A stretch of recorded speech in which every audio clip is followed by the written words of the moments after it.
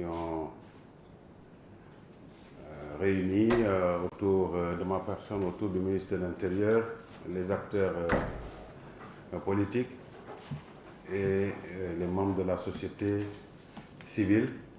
pour discuter essentiellement du processus électoral concernant les prochaines élections anticipées, les prochaines élections législatives anticipées. Je vais d'abord naturellement saluer le climat de sérénité qui a prévalu, le climat de sérénité ainsi que l'esprit de dialogue vraiment constructif qui ont prévalu pendant tous ces échanges. Essentiellement, 3 points d'attention ont été à l'ordre du jour. Le premier point d'attention est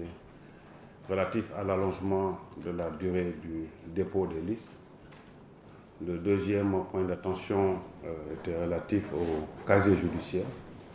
Et le troisième point d'attention est relatif au format du bulletin de vote.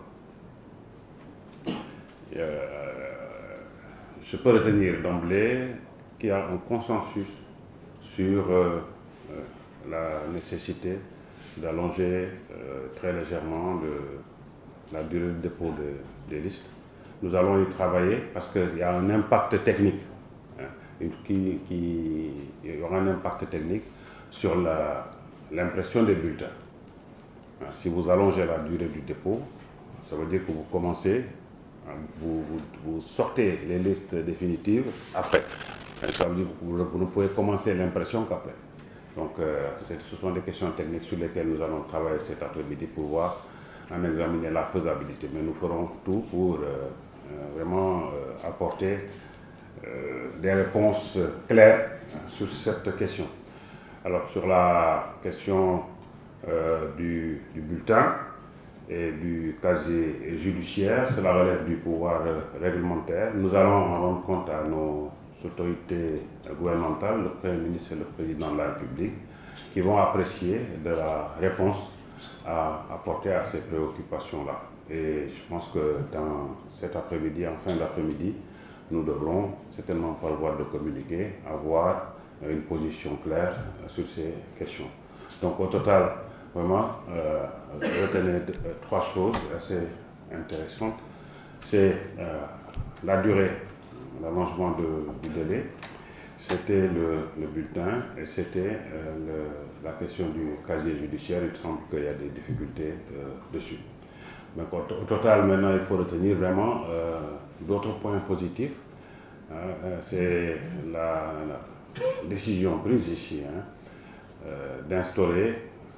un cadre permanent de concertation entre le ministère de l'Intérieur et les partis politiques. Ce n'est pas juste à la veille des consultations électorales qu'il faut discuter. Je pense qu'il faut avoir, comme ils l'ont proposé, selon une certaine périodicité, un calendrier et un contenu, un agenda précis de discussion entre la classe politique et le ministère de l'Intérieur pour qu'en permanence, on approfondisse le dialogue. En permanence, on perfectionne le dispositif, disons, institutionnel et même qu'on progresse en permanence, qu'on ne revienne pas sur les mêmes questions chaque année. Voilà globalement ce que je peux dire à la fin de la deuxième rencontre avec les acteurs politiques. Je salue vraiment leur disponibilité et l'esprit de dialogue constructif qui a prévalu. Je salue la disponibilité de la société civile qui a joué une belle partition pour permettre un dialogue, encore une fois, un dialogue très constructif entre la classe politique et le ministère de l'Intérieur. Je vous remercie. Est-ce qu'il y a par exemple une durée par rapport au consensus sur les délais? Est-ce qu'il y a une durée qui a été avancée par rapport au Il n'y a aucune durée qui a été avancée. Il y a une plage qui est souhaitée. On va travailler dessus parce que là, on est vraiment sur des questions techniques. On est vraiment sur des questions techniques. toute décision à prendre doit d'abord être notifiée aux techniciens, à l'administration électorale pour voir si c'est faisable ou pas. Ensuite, il y a des questions, naturellement, des questions financières. Aujourd'hui, on est autour de 47 listes de coalitions qui sont sur la table. À ces coalitions, il faudra ajouter des partis politiques légalement constitués. Si vous avez 50 listes, ce n'est pas 10 listes. Ça fait 50 fois presque 9 millions de bulletins.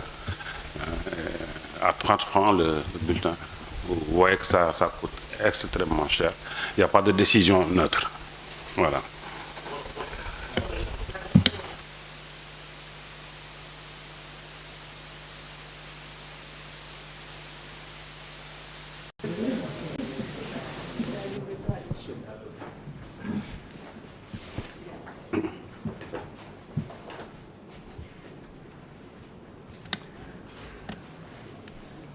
Donc tout ce qui tey ci suba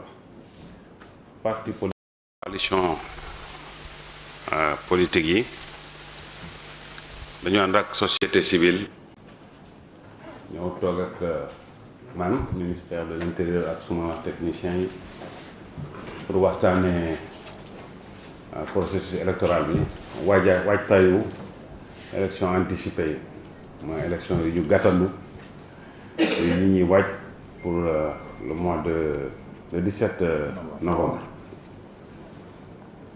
muy ñaareelu yoon bi samedi bële la ñu jëkkoon tase fële ci hôtel Radisson tey muy nekk ñaareelu yoon bi ñu tase fii pour waxtaanee nan la ñu mën a def ba déggoo ci ay anam yu leer yu ñuy def ba am ay élection yu dal yoo xam ne daanaka ñëpp dañ ci ànd doo nekk benn. may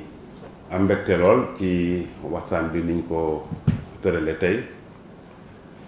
dañ ci ànd ak dal bu bëree bëri te waxtaan bi koo ci gis mu wax rek vraiment da ngay am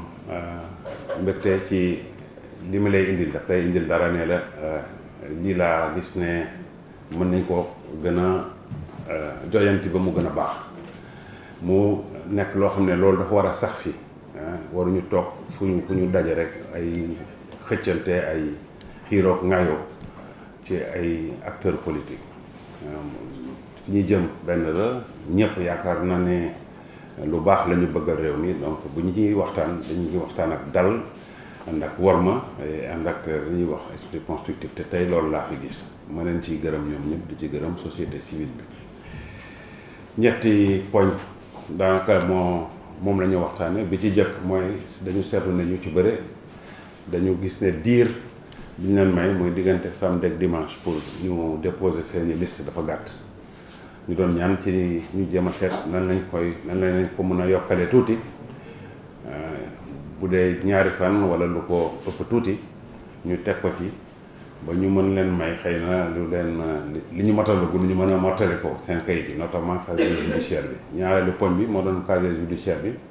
dañu ñaanoon ministère de la justice mu instauré mu bàyyi ay nit ay permanence ñoo xam ne loolu rek mooy nekk seen liggéey ñu préparé casier judiciaire pour jox ko parti yi mu am ci ay jafe-jafe yu ñu wax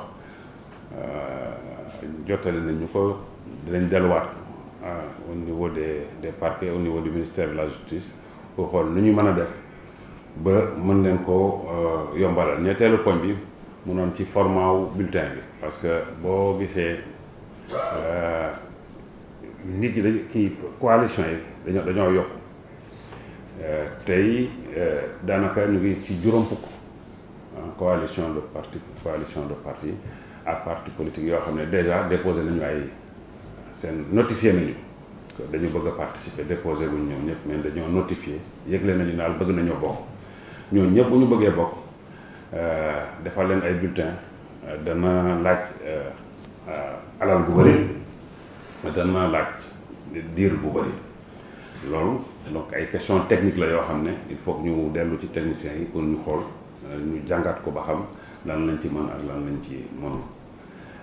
li ma leen mën a wax mooy pour diir bi ñu mën a may pour ñu déposer ñu nañ ci liggéey bu ñu fi génnee léegi fi rek jant bi di soo dañ ci am réponse bu claire mais am naa yaakaar ne dina am luñ ci mën a yombalal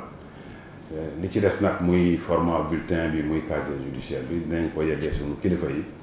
ba xëy na fi rek ngoon aussi ñu am ci ay réponses yu claires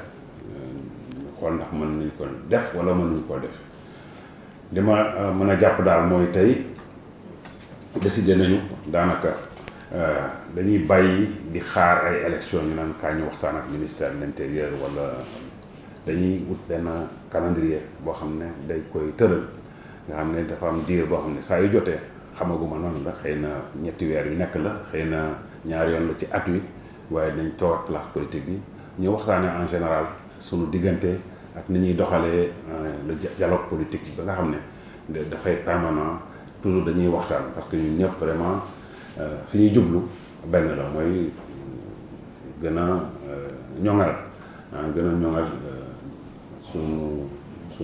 sunu climat politique gën ko rafetal ba nga xam ne bés bu nekk rek dafay gën a baax am na beneen poñ boo xam ne sax waxtaane nañ ko aussi mais très rapidement mooy affaire manifestation yi xam nga fii am na lu ñuy wax arrêté Ousmane Ngom bu naan fii ak fii rek fii dañ koo tere par exemple biir ville kenn du fi manifester man wax naa leen sama souhait ñu am benn arrêté wala benn loi boo xam ne dafay fixer ay places yoo xam ne foofu rek la ñu mën a manifester mais ku fa bëgg a manifester aussi da ngay dem manifester foofu comme ça va dina calmer vraiment le débat politique ku bëgg a manifester nga dem boobu nga manifester foo nga xam ne mënoo fa manifester par exemple place de la nation bi nga xam ne démb dañ fa bëgg a manifester BRT bi xam ne dafa foofu lay jaar BRT bi indil nañu vraiment yombalal nañu dem ak dikk bi le transport de masse mais aussi wàññi na espace bi nga xam ne tali yi oto yi foofu la ñu war a jaar actuellement bu dee sama sago rek foofu kenn waratu fa bu ma doon man la kenn du ko manifester parce que day fay gêner vraiment circulation ñàkkul nag yeneen place yoo xam ne ñu ngi fii ci biir Dakar foo xam ne mën nañ ko aménager ba nga xam ne ku bëgg a manifester foofu lay dem def manifestation ci njëkk ak ci dal mu jeex voilà maa ngi leen di gërëm di leen sant.